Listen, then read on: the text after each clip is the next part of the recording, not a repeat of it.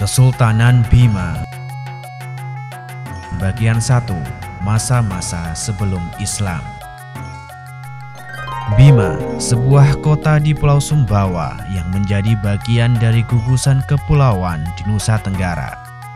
Di kota ini, pada abad ke-17, berdiri sebuah kesultanan yang menjadi bagian dari penyebaran dan perkembangan agama Islam di Nusantara.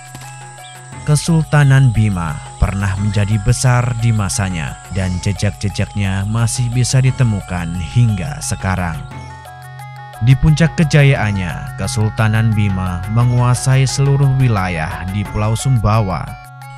Sebelum menjadi kesultanan, Bima adalah sebuah kerajaan yang menganut ajaran Hindu. Pada kisaran abad ke-11 Masehi, Pulau Sumbawa terbagi menjadi 6 wilayah. 6 wilayah tersebut meliputi Sumbawa, Tambora, Dompu, Pekat, Sanggar, dan Bima. Pada masa tersebut, Bima dikenal dengan nama Bojo. Ketika itu, masyarakat di Pulau Sumbawa umumnya menganut kepercayaan animisme dan dinamisme. Salah satu naskah otentik yang bisa dijadikan rujukan untuk melacak sejarah kerajaan Bima adalah Kitab Negara Kertagama. Dalam kitab yang ditulis oleh Empu Prapanca dari Majapahit tersebut, disebutkan bahwa kerajaan Bima telah memiliki pelabuhan yang besar. Negara Kertagama yang ditulis pada abad ke-14 Masehi menyebutkan bahwa kerajaan Bima dipimpin oleh Raja Mitra Indra Tarati, Raja ke-7 Bima yang berkuasa pada kisaran tahun 1350 hingga 1370 Masehi.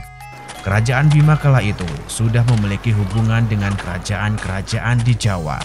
Kapal-kapal dari Bima sudah berlayar hingga pelabuhan-pelabuhan di Jawa. Begitu halnya sebaliknya. Bima sebagai kerajaan Hindu mulai berdiri pada permulaan abad ke-13 Masehi dengan raja pertamanya, Sang Bima. Dari nama raja pertama inilah nama Bojo kemudian berubah menjadi Bima. Sebelumnya, Tanah Bojo dipimpin oleh para encuhi atau penguasa yang memimpin dalam 5 bagian wilayah.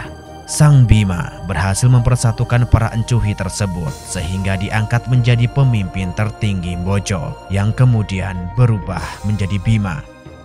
Perkenalan Bima dengan Islam dimulai dari para pedagang serta mubalik Demak dan Gresik. Pada kisaran tahun 1513, Tome Pires, seorang Portugis yang datang ke Bima, mencatat bahwa Islam sudah ada di Bima dibawa oleh para pelaut dari Jawa. Masuknya Islam dari Jawa ini juga tercatat dalam kitab klasik Panambo Lombok. Dalam kitab klasik Panambo Lombok tercatat bahwa sudah ada komunitas Muslim di Sumbawa dan Bima yang disebarkan oleh Sunan Prapen dari kiri. Dari abad ke-15 hingga ke-16, Islam telah menyebar ke sebagian besar Nusantara.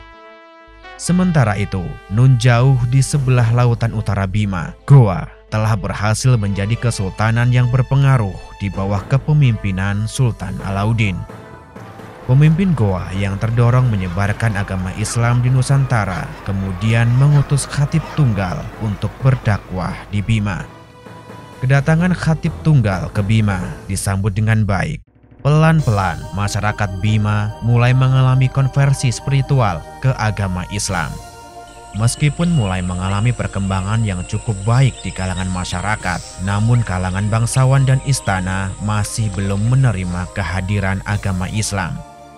Hingga suatu ketika terjadilah konflik perebutan kekuasaan di istana Bima yang dilakukan oleh Salisi, adik dari mendiang Raja Bima.